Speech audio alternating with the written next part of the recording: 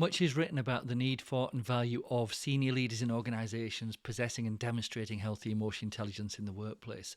But how quickly can a senior leader who is often time poor, under pressure, or feeling stressed, with multiple stakeholders to satisfy, multiple projects to oversee and ensure they're delivered, so value is created for the business, how do you help them want to get engaged with and then develop their emotional intelligence?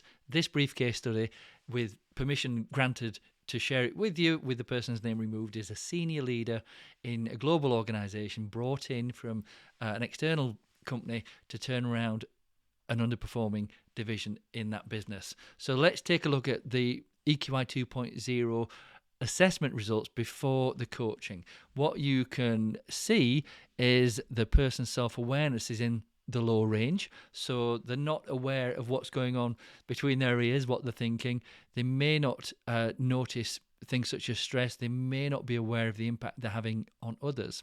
You can also see that their level of empathy is in the low range, so the value placed on relationships, it appears more transactional and also partnered with a higher level of assertiveness, low range empathy. This can lead to, especially for a senior leader, being seen as commanding, controlling, and demanding rather than collaborative and occasionally kind and working together. What you also see is this person's stress tolerance is really high. It's in the high range, so they can cope with prolonged periods of stress. The potential risk here is that just because they may expect the same of others, crazy deadlines to achieve, and milestone projects to deliver on time. But also there's a well-being potential challenge here as well.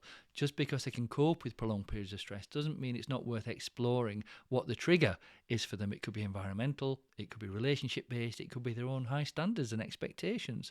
But you also see that this person's preference for problem solving is in the high range too. They love solving problems. The potential challenge is they're not being objective with reality testing and seeing in advance what the potential problems could be in future and protecting against them and safeguarding against them. So as you can see, it's pretty much in some areas there are low levels of emotional intelligence. There are others where they are higher.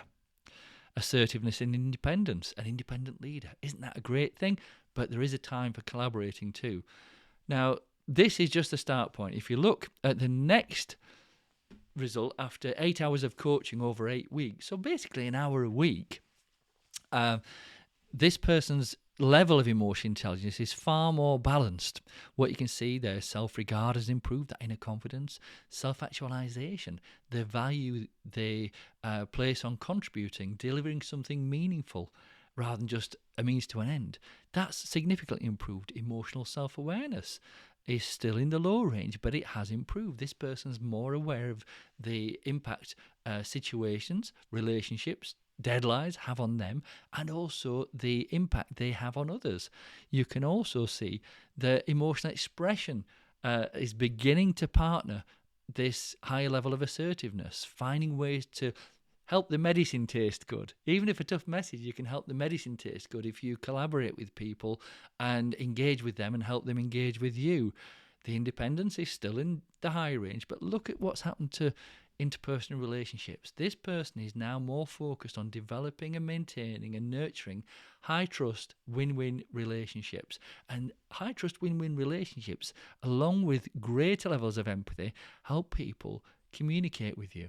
Speaking truth to power can sometimes come at a cost, but this is where developing these relationships is helping rather than hurting team and divisional performance. They still love to solve problems, but look at what's happened to reality testing. They're seeing things more objectively as they are rather than as they would wish them to be.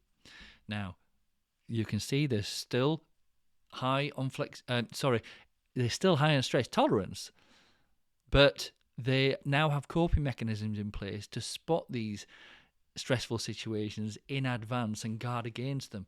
There are bumps in the road, they always happen, but they're fewer and far between. And they're far more optimistic too.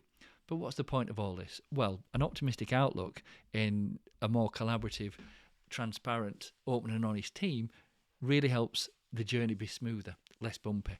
So you can see here, the before coaching results are here. The after coaching results are here. 8 hours over 8 weeks, an hour at a time. What leader cannot find an hour of learning so they can benefit personally, benefit professionally, and also help the organisation deliver even more value too? So this is just a very brief example of what can be achieved in such a short period of time when a senior leader finds a little bit of time to invest in themselves, invest in their personal professional development, and still be able to function even more effectively with more choices. The key thing is, with leaders, often they're the people that need the feedback the most, but they tend to get it the least, because speaking truth to power has a consequence. If it's not high trust relationship, it can be seen as condescending, or just not how you speak to your manager or leader.